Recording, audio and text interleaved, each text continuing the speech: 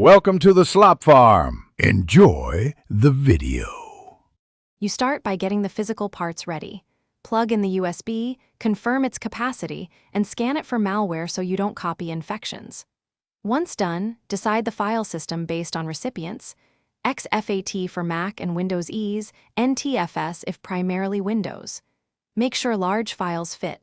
If not, compress or split them. Now open your file manager and locate the folders you intend to transfer. This immediate focus saves mistakes and speeds the next actions. Now execute the transfer.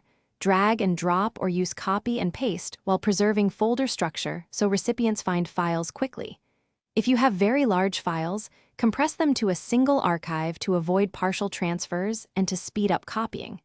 During the copy, monitor progress bars and estimated time, pause and retry if speed falters.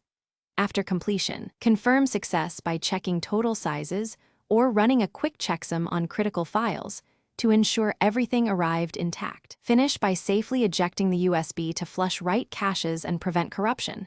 Don't pull it out mid-write.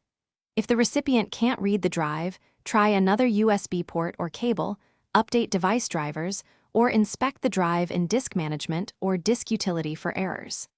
In case of missing or corrupted files, look for temporary leftover files, restore from your backup, and recopy. One key tip: always keep an original backup until the recipient confirms successful access.